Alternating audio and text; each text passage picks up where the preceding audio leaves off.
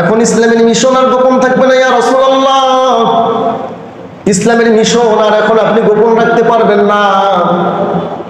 এবার আপনি প্রকাশ্যে মানুষকে দাওয়াত দেওয়া শুরু করুন। দাওয়াত দেওয়ার মধ্যে সর্বপ্রথম আপনাকে বিদেশে গিয়ে দাওয়াত দিতে হবে না, কিংবা অন্য কোনো গ্রামে নয়।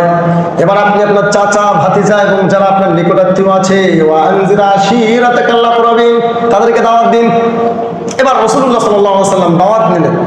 প্রিয় নবী সাল্লাল্লাহু আলাইহি ওয়াসাল্লাম সাফা পাহাড়ে গেলেন। সাফা পাহাড়ের উপরে দাঁড়িয়ে এবার তিনি ঘোষণা দিলেন, ইয়া সাবাহা। আর প্রিয় নবী ওই সময় ছিলেন আলামিন সিদ্দিক। প্রিয় নবীকে সবাই বিশ্বাস করতেন, সেজন্য সবাই কাজ কাম ফেলে দৌড় দিলেন, ইয়া রাসূলুল্লাহ আপনি কি বলেন আমরা সেটা শুনবো। মক্কার কাফেরেরা সবাই এই আজকের এই দিনটার আগ পর্যন্ত, অর্থাৎ সাফা পাহাড়ে যখন প্রিয় নবী দাঁড়িয়ে এরকম করে বক্তব্য দিবেন, মানুষকে ডাকছিলেন ইয়া সাবাহা, এই ডাকটা দেওয়ার আগে মক্কার মানুষের কাছে প্রিয় নবীজি কলিজার টুকরার চেয়েও বেশি দামি ছিল। এবার এই কলিজার টুকরোর ডাক শোনার জন্য যেই লোকটাকে মানুষ অন্তর দিয়ে ভালোবাসে, যেই লোকটার বিচার কার্য সবাই মেনে নেয়, যেই লোকটাকে সবাই আলামিন বলে, যেই লোকটাকে সবাই বিশ্বস্ত মনে করে, এই লোকটার ডাক শোনার জন্য মক্কার সমস্ত কাফেরেরা এক জায়গায় হয়ে গেল। সাফা পাহাড়ের নিচে এসে বলল, হে মুহাম্মদ কি বলতে চাও, তাড়াতাড়ি বলো, আমরা শুনতে চাই। এবার রাসূলুল্লাহ সাল্লাল্লাহু আলাইহি ওয়াসাল্লাম সাবলীল ভাষায় বললেন, বলো দেখি এই মুহূর্তে যদি আমি বলি এই পাহাড়ের পিছনে ডাকাত দল এসেছে তোমাদেরকে আক্রমণ করবে, তোমরা বিশ্বাস করবে কিনা? তখন কিন্তু মক্কার কাফেররা সবাই একযোগে বলে উঠলো, হ্যাঁ ইয়া রাসূলুল্লাহ। বা তখন তো রাসূলুল্লাহ বলেন নাই, তখন বলছে, হ্যাঁ ইয়া মুহাম্মদ, তুমি যদি বলো যে পাহাড়ের পিছন থেকে কোনো ডাকাত আসবে, আমরা অবশ্যই অবশ্যই সেটাকে বিশ্বাস করব। তাহলে রাসূলুল্লাহ কেমন বিশ্বস্ত ছিলেন একবার চিন্তা করেন। তা বলতেছে, হ্যাঁ তাহলে আমি তোমাদেরকে কিছু বিষয় নিয়ে সতর্ক করব, তোমরা কি সেটা মানবে? বলছেন, হ্যাঁ মানবো। যে আসন্ন তোমাদের জন্য কিছু বিপদ আসছে, যেই বিপদগুলো থেকে তোমাদেরকে কেটে উঠতে হবে, সেই বিপদ হলো তোমরা যেভাবে চলছো, যদি এভাবে চলতেই থাকো তাহলে মনে রেখো মরার সাথে সাথে তোমাদের জন্য অপেক্ষা করতেছে জাহান্নাম। কি এই যে ডাকাত দল না, এর চেয়ে কঠিন শাস্তির সম্মুখীন হবে। সবাই তার কথাগুলো মনোযোগ দিয়ে শুনছে। ঠিক ওই সময় আবু লাহাব দাঁড়িয়ে উঠে বলল, তাব্বাল্লাকুমা লিহাযা জামাতানা। বলছে, হে মুহাম্মদ তোমার কি কোনো কাজ নাই? তুমি কি এই জন্য আমাদেরকে সমস্ত কাজ ফেলে একত্রিত করেছো? তাব্বাল্লাকুমা, ধ্বংস হও তুমি। কি বলছে বলেন, কি বলছে? হে মুহাম্মদ তুমি ধ্বংস হও। তুমি কি এই জন্য আমাদেরকে একত্রিত করলে অনর্থক কিছু কথা বলার জন্য? যে কথাগুলো আমরা শুনলাম সময়টাই নষ্ট হয়ে গেল। তোমার কি এর চেয়ে ভালো কোনো কথা বলার জন্য তুমি আমাদেরকে ডাকো নাই? কাকে বলছে বলেন, কাকে বলছে? মুহাম্মদ সাল্লাল্লাহু আলাইহি ওয়াসাল্লামকে বলছে, তোমার কি এর চেয়ে ভালো কোনো কথা জানা ছিল না? ভাই এইটা সংবাদ দেওয়ার জন্য তুমি আমাদেরকে ডাকলে যে আমাদেরকে কালিমা পড়তে হবে, বাপদাদার ধর্ম ছেড়ে দিতে হবে, বাপদাদার ধর্ম ছেড়ে দিয়ে এবার আমাদেরকে ইসলাম গ্রহণ করতে হবে, তুমি যেটা নিয়ে আসছো সেটাই আমরা মানবো? এটা কোনো কথা হলো? তো এভাবে যখন বললো, বলার পরে সর্বপ্রথম বলছে আবু লাহাব। কে বলছে বলেন না, কে বলছে? আবু লাহাব। কি বলছে? তাব্বাল্লাকুমা লিহাযা জামাতানা, তুমি কি এজন্য আমাদেরকে একত্রিত করলে? আর কি কোনো ভালো কথা ছিল না? এবার আল্লাহ তাআলা বলছেন কোরআনের কথা তোমাকে ভালো লাগে না, তোমার বাপদাদার ধর্ম তোমাকে ছাড়তে বলেছিল, তোমাকে ভালো লাগে না, এটা তো আমি বলতে বলেছিলাম। ওয়ানজির আশীরাতাকাল আকরাবিন, তোমাকে ভালো লাগলো না, সর্বপ্রথম ইসলামের বিদ্রোহ তুমি শুরু করে দিলে। এবার আল্লাহ তাআলা তার জন্য একটা সূরা নাযিল করে দিলেন, সূরাতুল লাহাব। কি সূরা? ওর নাম কি? আবু লাহাব। ওই ব্যক্তির নাম কি? ওই ব্যক্তির নামে সূরা নাযিল হলো, সূরার নাম কি? তাহলে এবার বলতেছে, তাহলে তাব্বাল্লাকুমা লিহাযা জামাতানা, তুমি কি এই জন্য আমাদেরকে একত্রিত করলে? আর কোনো ভালো কাজ ছিল না? আমরা তো মনে করছি তুমি আরো জানি কি আরো কিছু নিয়ে আসছো, কিন্তু তুমি আমাদেরকে দাওয়াত দিলা, কুলু লা ইলাহা ইল্লাল্লাহ তুফলিহুন, তোমরা আল্লাহকে একত্ববাদ, তোমরা একত্ববাদের স্বীকার করো, তোমরা আল্লাহকে এক হিসেবে মানো, তোমরা বলো লা ইলাহা ইল্লাল্লাহ, তাহলে তোমরা সফল কাম হয়ে যাবে। এবার যখন এভাবে বললো আবু লাহাব, এবার প্রথম যখন বিদ্রোহ করলো, আল্লাহ বলছে দাঁড়া। এবার আল্লাহ তাআলা কোরআনে কারীমে আয়াত নাযিল করেন, তাব্বাত ইয়াদা আবি লাহাবিন ওয়া তাব। আবু লাহাবের 2 হাত ধ্বংস হোক। কয় হাত? এক হাত না 2 হাত? 2 হাত। বলতেছে আবু লাহাবের 2 হাত ধ্বংস হোক। তাব্বাত ইয়াদা আবি লাহাবি ওয়া তাব। এবং সে নিজে ধ্বংস হয়ে গেছে। নিজে কি হয়েছে? বিদ্রোহ করেছে। কোরআনের মানে ইসলামের দাওয়াত শোনার পরে বিদ্রোহ করেছে, সেই জন্য বলতেছে কি যে সে ধ্বংস হয়ে গেছে। বলতেছে কি আবু লাহাবের গোষ্ঠী, আবার বলে আবু জেহেলের গোষ্ঠী। কারণ কি? আবু লাহাবের যেই কর্মকাণ্ড ছিল তুমিও সেই কর্মকাণ্ডে লিপ্ত। আবু জেহেল কোরআনের আয়াত শোনার পরে মুখ ফিরিয়ে নিয়েছিল, তুমিও কোরআনের আয়াত শুনতে চাও না। মসজিদের বয়ান 2-4 মিনিট দেরি হলে ঘড়ির দিকে বারবার তাকাও, বের হয়ে গিয়ে আন্দোলন করো। আর আবু জেহেলও ঠিক একই কাম করেছে। সাফা পাহাড়ে যখন প্রিয় নবী দাঁড়িয়ে ইসলামের দাওয়াত দিয়েছিল, কোরআনের বাণী শুনিয়েছিল যে তোমরা সতর্ক হয়ে যাও, তোমরা কোরআনকে মেনে নাও, তোমরা আল্লাহকে মেনে নাও, আবু জেহেল ওইখানে দাঁড়িয়ে বিদ্রোহ করেছে এবং সেখানে গিয়েও মানুষের সাথে বিভিন্নভাবে কথা বলে শত্রুতায় লিপ্ত হয়েছে। তাব্বাত ইয়াদা আবি লাহাবি ওয়া তাব। আবু লাহাবের 2 হাত ধ্বংস হোক। আর সে তো নিজে ধ্বংস হয়ে গেছে। সে কি ধ্বংস হয়ে গেছে, তাকে আর ধ্বংস করতে হবে না। এবার 2 হাত। এবার বলতেছে মা আগনা আনহু মালুহু ওয়া মা কাসাব। মা আগনা আনহু মালুহু ওয়া মা কাসাব। বলতেছে আবু লাহাবের সম্পদ কি? বলেন কি? সম্পদ। মালুহু সম্পদ, ওয়া মা কাসাব, এবং সে যা কিছু অর্জন করবে না কেন এগুলো তার কোনো উপকারে আসবে কি কারণে? এরপরে বলতেছে না, আরেকটা জিনিস ধ্বংস হবে, সেটা হচ্ছে কি তার সন্তান সন্ততি, তার সম্পদ কোনো উপকারে আসবে না। সায়াসলা নারান যাতা লাহাব। শুধু এটুকুই নয়, অচিরেই সে লেলিহান আগুনে প্রবেশ করবে। কোন আগুনে? লেলিহান কাকে বলা হয়? বলেছিলাম দুনিয়ার যে আগুন, এই আগুনের চেয়ে 70 গুণ বেশি আগুনের তাপ হচ্ছে কোথায়? জাহান্নামে। সেই জাহান্নামের মধ্যে যে আগুনের তাপ আছে, সেই লেলিহান আগুনের মধ্যে সে অচিরেই লিপ্ত হবে বা পড়ে যাবে, ফেলে দেওয়া হবে। কাকে বলেন? কাকে? আর যদি কেউ আবু লাহাবের অনুসরণ করে তাহলে সেই ব্যক্তিও কোথায় যাবে? ওইখানেই যাবে। চলেন। বলতেছে ধ্বংস শুধু সে নয়, লেলিহান আগুনের মধ্যে শুধুমাত্র আবু জেহেল একাই পড়বে না, তার স্ত্রীও পড়বে। কে? স্ত্রী, সন্তান সন্ততি, সম্পদ সম্পত্তি কোনো উপকারে আসবে না, কেননা সে কোরআনের সাথে বিদ্রোহ করেছে, প্রিয় নবী সাল্লাল্লাহু আলাইহি ওয়াসাল্লামের সাথে বিদ্রোহ ঘোষণা করেছে। এরপরে হাম্মালাতুল হাতাব, এখানে বলছে হাম্মালাতুল হাতাব। আরে তারা তো কখনো সফল হতে পারবে না। এবং অগ্নিকুণ্ড মিশ্রিত যে আগুনের গোল্লা, আগুনের কি গোল্লা নিয়ে তাদের উপরে নিক্ষেপ করা হবে। একবার চোখ বন্ধ করে চিন্তা করুন, কোন মানুষের উপরে যদি আগুনের গোল্লা নিক্ষেপ করা হয় তার কোনো অস্তিত্ব থাকবে কিনা? থাকবে? এবার প্রিয় নবী সাল্লাল্লাহু আলাইহি ওয়াসাল্লামের জিন্দেগি থেকে আরো কিছু আলোচনা শুনে আসি। প্রিয় নবী সাল্লাল্লাহু আলাইহি ওয়াসাল্লাম এতদিন ছিলেন কি? আলামিন। কি ছিলেন? আলামিন। মক্কার প্রত্যেকটা মানুষ তাকে বিশ্বাস করত। প্রত্যেকটা মানুষের অন্তরে একটা নিরেট খাঁটি নামের জায়গা ছিল, সেই নামটা হচ্ছে মুহাম্মদ। সেই নামটা কি? মুহাম্মদ। প্রত্যেকটা মানুষ তার পারিবারিক বিষয়ে পরামর্শ করত একটা নামের ব্যক্তির সাথে, সেই নামটা কি? মুহাম্মদ। কিন্তু যখনই তিনি সেখানে দাঁড়িয়ে এই বক্তব্য দিলেন, বাপদাদার ধর্ম ছাড়তে হবে, বাপদাদা যেটা করে গিয়েছে সেটা হচ্ছে শিরক, এই শিরক থেকে বের হয়ে আসতে হবে, একত্ববাদ, এক আল্লাহকে মেনে নিতে হবে। এবার প্রিয় নবী সাল্লাল্লাহু আলাইহি ওয়াসাল্লামের প্রিয় মুখগুলো, প্রিয় মানুষগুলো ওই সময় থেকে তার বিপক্ষে দাঁড়িয়ে গেল এবং সমস্ত মানুষ তার জন্য শত্রুতে রূপান্তরিত হয়ে গেল। সব মানুষ। কিছু তো ইসলাম গ্রহণ করলো, উপস্থিত কাফেরদের মধ্যে যারা নেতৃস্থানীয় তারা সবাই কিন্তু তার সাথে বিদ্রোহ ঘোষণা করলো। এবার আবু লাহাবের ঘটনা শুনলাম, এবার একটু আবু জেহেলের ঘটনা শুনেন। এবার প্রিয় নবী সাল্লাল্লাহু আলাইহি ওয়াসাল্লামকে তারা দেখলে ব্যঙ্গ করে। কি করে? জোরে বলেন না, কি করে?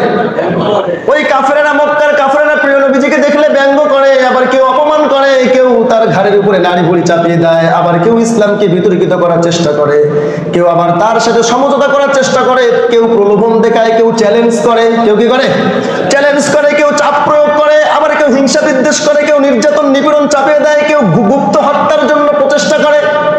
কি হত্যার জন্য? একেবারে অনেকগুলো বললাম, চলেন একটা করে। ব্যঙ্গ করে, বলতেছে মানি হাদার রাসূল ইয়াকুলু তাআম ওয়া ইয়ামশি ফিল আসওয়াক। প্রিয় নবীজিকে দেখলে তারা ব্যঙ্গ করে আর বলে এটা কেমন রাসূল, খায় দায় ঘুরে আবার বাজারে যায়, সাইরে দোকানে ঢুকে। এমন লোক পাওয়া যায় না? যায় ব্যঙ্গ করে, এটা বলে রাসূল টয়লেটে যায়, এটা বলে রাসূল খায়। আরে রাসূল তো আসমান থেকে নেমে আসা ফেরেশতা, যেই ফেরেশতার কোনো চাহিদা নাই, সে শুধু মানুষকে পরিচালিত করবে, এই হচ্ছে রাসূল। রাসূল বলতে তারা এটাই বুঝতো। এটা কেমন রাসূল, খায় দেয় ঘুরে আবার বিয়েও করে, মানে না, বিভিন্ন এটা ব্যঙ্গ করার জন্য তারা করে। তারা মূলত বুঝে যে না, হ্যাঁ। এবং অনেকে প্রিয় নবী সাল্লাল্লাহু আলাইহি ওয়াসাল্লামকে অপমান করে। অপমানের একটা দৃষ্টান্ত আবু জেহেল। কে? একবার আবু জাহেল মক্কার কাছাকাছি কিছু যুবকের কাছে আসলো। আসার পরে বলতেছে, আমি শুনলাম ইদানিং নাকি তোমরা মুহাম্মদকে কাবা চত্বরে মুখ ঘেঁষাঘেঁষি করার সুযোগ দাও। কি ঘেঁষাঘেঁষি করার? মুখ ঘেঁষাঘেঁষি বলতেছে, বুঝিয়েছে সেজদা করার সুযোগ। কি করার সুযোগ? আরে কেমন রাসূল? আরে নেতাদের তো মর্যাদা উপরের দিকে, নেতারা সবসময় উঁচু কোন স্থানে বসে রাষ্ট্র শাসন করে। আরে বলে এমন একটা নেতা, যেই নেতা মাটির মধ্যে নাক ঘষটায় আর কপাল ঘষটায়। এটা বুঝেন? উনকি মাটিতে ঘেঁষাঘেঁষি করার মানে চোখ কি বলে কপাল আর নাক নাকি মাটিতে ঘষার সুযোগ করে দিছে। আমি যদি কোনোদিন এই মুহাম্মদকে দেখতে পাই, আমার মুখের সামনে যদি সে কখনো এরকম এই কাবা চত্বরে এসে নাক এবং কপাল ঘেঁষাঘেঁষি করে, তাহলে জেনে রাখো আমি তাকে এমন দৃষ্টান্তমূলক শাস্তি দেব, যেই শাস্তি সে আর কখনো ভুলতেও পারবে না, আর কোনোদিন সে কাবা চত্বরে আসতেও লজ্জাবোধ করবে। কাকে বলতেছে? তাই আমার বন্ধু বান্ধবদেরকে বলতেছে। ঠিক ওই সময়ে কথা এখনো শেষ হয় নাই, প্রিয় নবী ঢুকে গেছে ওই কাবা চত্বরে। ঢোকার পরে তিনি তার মতো সেজদায় চলে গেছে, তিনি সেজদা দিচ্ছেন। আর আবু জেহেল হাতগুলো এইভাবে গোটাচ্ছে আর বলতেছে, দেখ এবার আমি কি করি, তোরা সুযোগ করে দিয়েছিস। সুযোগ পেতে পেতে সে এবার কাবা চত্বরে এসে ঢুকে পড়েছে, কপাল আর নাক ঘেঁষাঘেঁষি করে। আমি তার কপাল এবং নাকটাকে এমন ভাবে ঘেঁষাঘেঁষি করবো, তার সমস্ত চাল উঠে দেবো। কে বলতেছে? আবু জেহেল। আল্লাহু আকবার। সেই যুবকদের মজলিস থেকে সে উঠে গেল। উঠে যাওয়ার পরে আগাচ্ছে, আর হাতগুলো এভাবে যখন গোটাচ্ছে, একটু পরে সে হাতগুলো এরকম এরকম করতেছে, আর মুখের মধ্যে এরকম নিজে নিজে ঘুষি দিচ্ছে, চুলগুলো টেনে টেনে ছেড়াচ্ছে। পিছন থেকে তার বন্ধুরা বলতেছে, কি হলো আবু জেহেল, কি ব্যাপার, তুমি সেখানে যাচ্ছ না কেন? একটু আগে তো ভালোই লেকচার মারলে। আমরা অনেক সময় বলি না, একটু আগে তো ভালোই লেকচার মারলে, এত এত এত লেকচার তোমার গেল কোথায়? এখন কেন যাচ্ছ না? কি অভিনয় শুরু করে দিয়েছো? আবু জেহেল আর সামনে যায় না, বলতেছে, তোমরা আমাকে কি মনে করো, দাঁড়াও আমি আসতেছি। আর এরই মধ্যে প্রিয় নবী উঠে চলে গেছেন, তিনি আর যাইতে পারেন নাই। পরবর্তীতে প্রিয় নবী বলেন, ওই সময় একজন ফেরেশতা সেখানে দাঁড়িয়ে গিয়েছিল, আর বিশাল বড় একটা আগুনের গর্ত, যদি আবু জেহেল এক পা আগায় তাহলে সেখানে পড়ে যাবে, সেজন্য সে ভয়ে এভাবে কাতরাতেছিল আর নিজের চুলগুলো নিজে নিজে টানতে লাগছিল। বলেন না সুবহানাল্লাহ। বলেন, ইসলামের জন্য কেউ যদি এখনো কথা বলে, কোরআন এবং হাদিসকে প্রতিষ্ঠা করার জন্য কেউ যদি এখনো কোথাও বসে যায়, আর দুনিয়ার সমস্ত মানুষ যদি তার শত্রুতে রূপান্তরিত হয়, সাহায্য করবেন কে? হয় ফেরেশতা দিয়ে সাহায্য করবেন, নতুবা আল্লাহ তাআলা এমন কাউকে পাঠিয়ে দিবেন যে ব্যক্তি তাকে সাহায্য করবে। যাই হোক, চলেন এবার বলতেছে, আবু জেহেল ফিরে গেল, আর পেল না। আরেকদিন সে কাবা চত্বরের মধ্যে লুকিয়ে আছে, কাবা চত্বরের পাশে লুকিয়ে আছে। বলতেছে, মুহাম্মদ যখন এই কাবা চত্বরে ঢুকবে, ঢোকার সাথে সাথে আমি তাকে আজকে এমন একটা শাস্তি দিব যেটা তার সারা জীবন মনে থাকবে। গ্রাম দেশে বলে, গু খাওয়া গরু গু খাওয়া ছাড়ে না। যদি আবু জেহেল ভালো মানুষ হতো, তার কপালে যদি হেদায়েত থাকতো, তাহলে প্রথম দিনেই ঠিক হয়ে যেত। যে অলৌকিক ঘটনা সে দেখেছে, প্রথম দিনে কি ঠিক হয়ে যেত। কিন্তু আসলে কি আর বলবো, চলেন। এবার আবু জেহেল যখন একটা ঝুপড়ির মধ্যে লুকিয়ে আছে, দেখলো প্রিয় নবীজি কাবা চত্বরে ঢুকলেন, সেও এবার পিছনে পিছনে আসলো। উটের নাড়ি ভুড়ি গুলো নিয়ে এসে প্রিয় নবী যখন সেজদায় গেলেন, সেজদায় যাওয়ার সাথে সাথে তার মাথার উপরে চাপিয়ে দিলেন।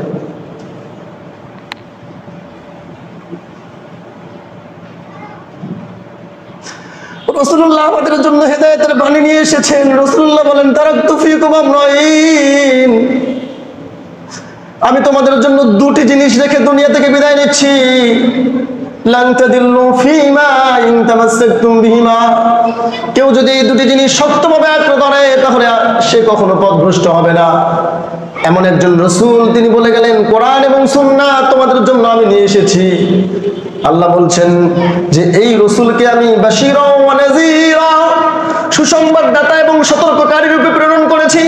মানুষ বিপথে যাবে, তিনি মানুষকে সরল পথ দেখাবেন, মানুষকে তিনি সুসংবাদ শোনাবেন। কিন্তু আবু জেহেল সেটা বুঝে নাই। আবু জেহেল এবার নারী ভুড়িগুলো নিয়ে প্রিয় নবী সাল্লাল্লাহু আলাইহি ওয়াসাল্লামের পিঠের মধ্যে চাপিয়ে দিলেন।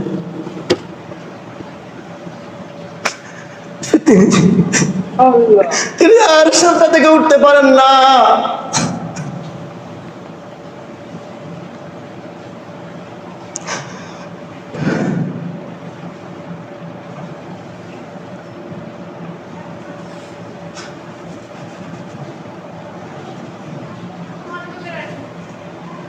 তিনি যখন আর সাথে থেকে উঠতে পারছেন না, ফাতেমা রাদিয়াল্লাহু তাআলা আনহা দূর থেকে দেখতেছেন আব্বাজানের পিঠের উপরে একটা নারী ভুড়ি চাপিয়ে দেওয়া হয়েছে।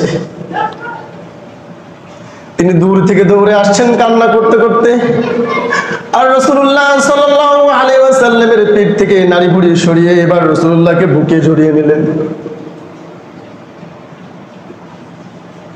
আমরা এমন মহব্বত করি রাসূলকে, শুধুমাত্র খুরমা জিলাপির জন্য মারামারি করি, কিন্তু রাসূলের জন্য যদি বলা হয় জীবন কে দিবে, তাহলে সেখানে ভূমিকা রাখবো আবু জেহেলের মতো। কার মতো বলেন? ইসলামকে প্রতিষ্ঠা করতে হবে, আল্লাহ এবং আল্লাহর রাসূলের ঘর নির্মাণ করতে হবে। যদি কাউকে বলা হয় তাহলে সেখানে আমার ভূমিকা হবে আবু জেহেল এবং আবু লাহাবের মতো। বলেন কার মতো? এজন্য রাসূলুল্লাহ আসেন নাই। উম্মতকে সুসংবাদ দেওয়ার জন্য রাসূলুল্লাহ এসেছেন, উম্মতকে সতর্ক করার জন্য রাসূলুল্লাহ এসেছেন। এবার আবু জেহেল যখন নারী ভুড়ি চাপিয়ে দিল, চাপিয়ে দেওয়ার পরে ফাতেমা রাদিয়াল্লাহু তাআলা আনহা এসে সেই নারী ভুড়ি সরালেন। প্রিয় নবীজির উপরে তাদের ক্ষোভ যেন আরো বেড়ে গেল, দ্বিগুণ ভাবে অত্যাচার শুরু করে দিল। যেই প্রিয় নবীজির কাছে আসে, ইসলাম ধর্ম গ্রহণ করে, তাদেরকেই তারা তাদের অন্তরের মধ্যে বিষ ঢেলে দেওয়ার চেষ্টা করে। ওই সময় একটা মেলা ছিল, উকাস মেলা। কি মেলা? উকাস মেলার মধ্যে দেশ বিদেশ থেকে মানুষ আসে। তো এই মক্কার কাফেরেরা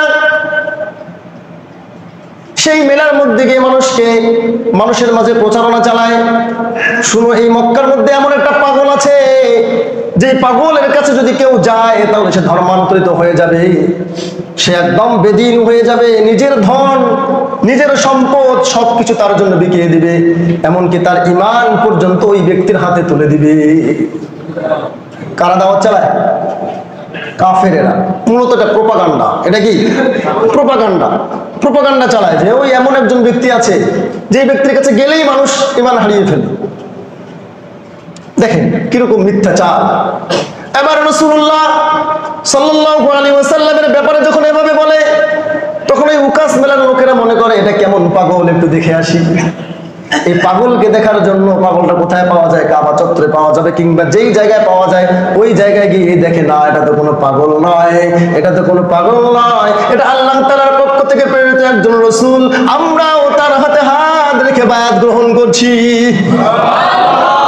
আরে কাফেরেরা প্রোপাগান্ডা ছড়ায়, কিন্তু আল্লাহ বলেন না, তোমাদের প্রোপাগান্ডা কোনো কাজে আসবে না। আবু লাহাব যখন চিল্লায় বলে, তাব্বাল্লাকুম আলি হাযা জামাতানা, তুমি কি এই জন্য আমাদেরকে একত্রিত করলে, আমাদের বাপ দাদার ধর্ম ছাড়তে তুমি বলতেছো? তখন আল্লাহ বলে, না, ধ্বংস তো প্রিয় নবী হবে না, প্রিয় নবীর কোনো হাত ধ্বংস হবে না, প্রিয় নবীও ধ্বংস হবে না। ধ্বংস হবে হে আবু লাহাব তুমি এবং তোমার স্ত্রী, তোমার সন্তান, এবং তোমাকে লেলিহান আগুনের মধ্যে লিপ্ত করা হবে। কাকে?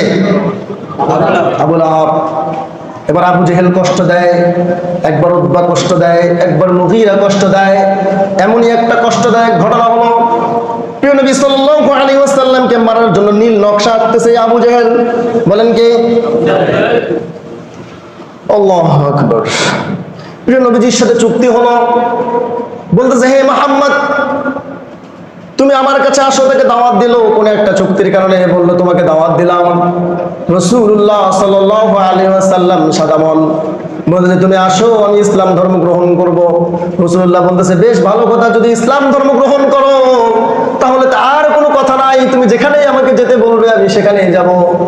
এবার আবু জেহেল একটা জায়গার মধ্যে দাঁড়িয়ে আছে, বা কোনো কোনো বর্ণনায় আছে বসে আছে, আর বলতেছে মুহাম্মদ আসো, ওদিকে দাঁড়িয়ে আছো কেন?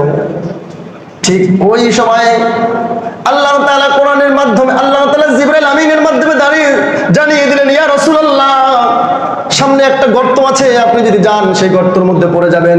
আবু জেহেল খুব সুন্দর করে সেটা ঢাকনা দিয়ে রেখেছে, কাফেররা আপনি পড়ে যাবেন সেজন্য সে গর্ত করেছে। আর আল্লাহ রাসূল বলেন যদি কেউ কারোর জন্য গর্ত করে তাহলে সেই গর্তে সে নিজেই পড়ে যায়। কে বলেছেন? আল্লাহ রাসূল বলতেছে হ্যাঁ। এবার আবু জেহেল যেখানে বসে আছে সেখানে যাওয়ার আর প্রয়োজন বোধ করলেন না। রাসূলুল্লাহ কাম ব্যাক, মানে কি টু টার্ন ব্যাক। এবার তিনি ব্যাক করতেছেন, মানে চলে যাবেন। আর আবু জেহেল বলতেছে এই মুহাম্মদ কি হয়েছে দাঁড়া।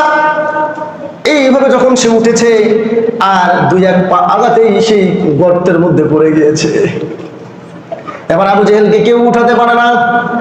মক্কার সমস্ত রশিগুলো দিয়ে যদি দেখে এবার হয় একটু রশি বাড়িয়ে দেয়, আবার নিচে চলে যায়, আরেকটু রশি দেয়, আবার নিচে চলে যায়, নিচে যেতেই থাকে যেতেই থাকে। আবু জেহেল এবার নিচ থেকে বলতেছে ও হে মক্কার কাফেররা শুনো, তোমরা সবাই যদি চেষ্টা করো পৃথিবীর সমস্ত রশি যদি নিয়ে আসো, এরপরও তোমরা আমাকে এই গর্ত থেকে উঠাতে পারবে না। আমাকে এই গর্ত থেকে উঠাতে পারবে একমাত্র ব্যক্তি, তিনি হচ্ছেন মুহাম্মদ। বলতেছে হ্যাঁ, এবার মুহাম্মদকে ডাকো। এবার মুহাম্মদ সাল্লাল্লাহু আলাইহি ওয়াসাল্লাম আসলেন। আসার পরে হাতটা এভাবে এগিয়ে দিলেন বা বাড়িয়ে দিলেন, সাথে সাথে আবু জেহেলটা উঠে গেল। সুবহানাল্লাহ। কপালে হেদায়েত না থাকলে আর কি হবে? ওর কপালে তো হেদায়েত নেই। রাসূলুল্লাহকে শুধু কষ্ট দিত, শুধু কষ্ট দিত।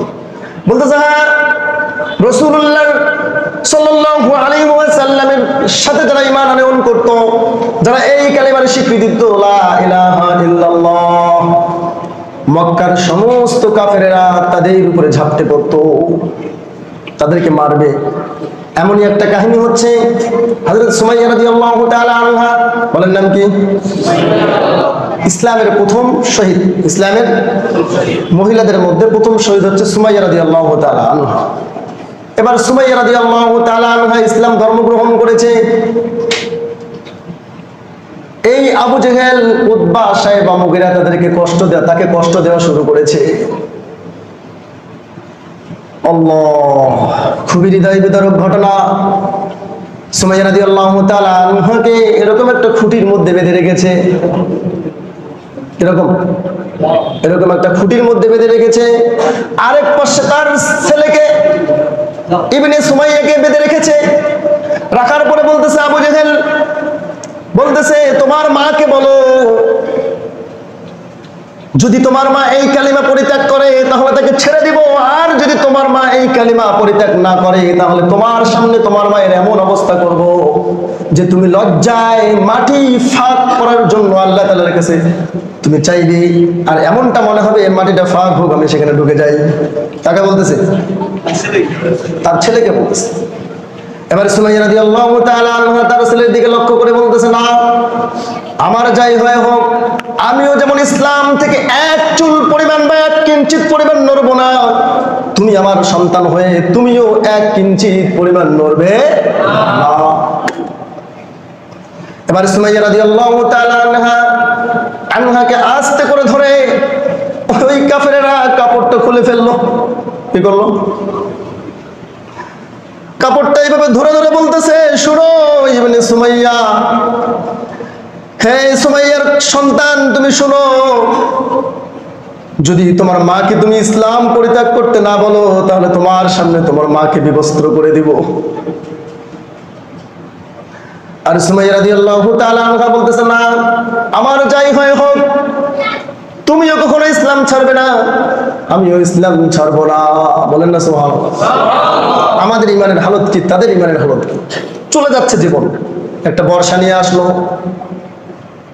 আসার পরে বলতেছে, শোনো, এমন নজির স্থাপন করবো, এমন মৃত্যুর নজির স্থাপন করবো, যেটা কিয়ামত পর্যন্ত আর কেউ দেখতেও পাবে না চোখ দিয়ে।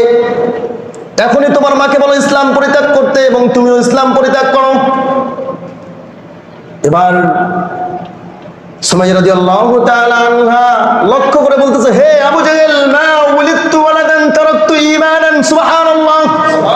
হে আবু জাহেল, তোমার সামান্য ভয়, তোমার সামান্য রক্তচক্ষু থেকে আমি এমন কোন সন্তান জন্মগ্রহণ করাই নাই, দুনিয়ার মধ্যে এমন কোন সন্তান পয়দা করাই নাই যেই সন্তান তোমার কথা শুনে ইসলাম ধর্ম পরিত্যাগ করবে।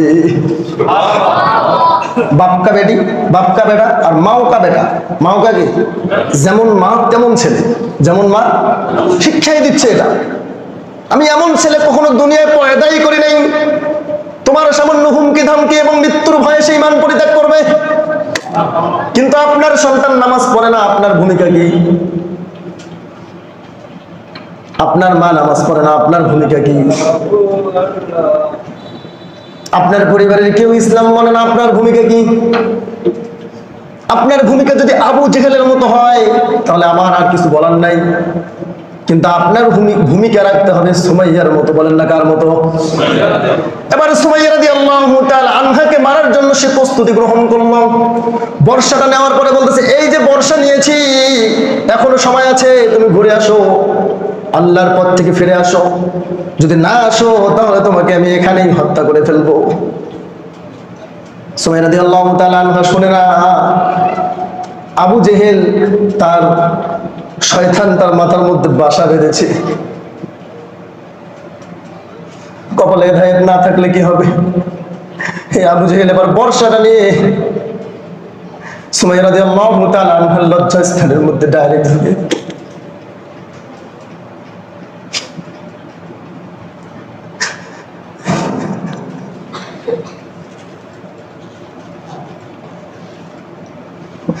এবার সুমাইয়া রাদিয়াল্লাহু তাআলা আনহা কাতরাচ্ছেন আর বলছেন, লা ইলাহা, জোরে বলেন না। তিনি জোরে জোরে বলতেছেন, লা ইলাহা, না না। আবু জেহেল, তুমি যত চেষ্টাই করো না কেন, যে আল্লাহর প্রতি ঈমান এনেছি, যে রাসূলকে ভালোবেসেছি, এই ভালোবাসা আর এই ঈমান কখনো আমরা বিকিয়ে দিতে পারবো না। বাস কাতরাতে কাতরাতে মরে গেল। আল্লাহ তাআলা প্রথম মহিলাদের মধ্যে প্রথম শহীদের কাতারে নাম লেখালেন। কার বলেন?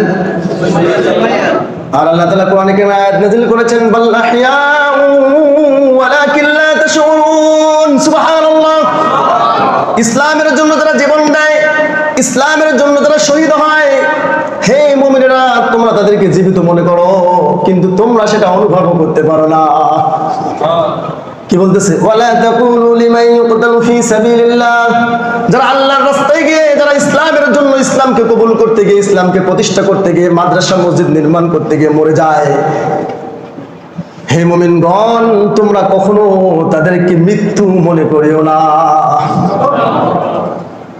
ওয়ালা তাকুলু লিমান ইউকতালু ফি সাবিলিল্লাহ বাল আহইয়া।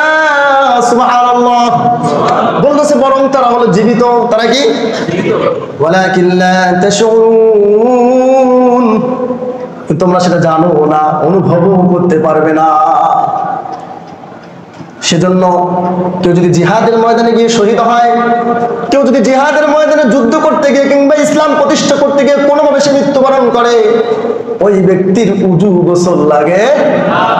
উজু গোসল ছাড়াই যে কাপড় আছে সেই কাপড়েই থেকে দাফন করে, কারণ তো মরে নেই। আল্লাহ তাআলার কাছে সে জীবিত। আল্লাহ তাআলার কাছে কি জীবিত। এই বিষয়ে ইনশাআল্লাহ আমরা আলোচনা করব। তারপর এখান থেকে শিক্ষা, যেটা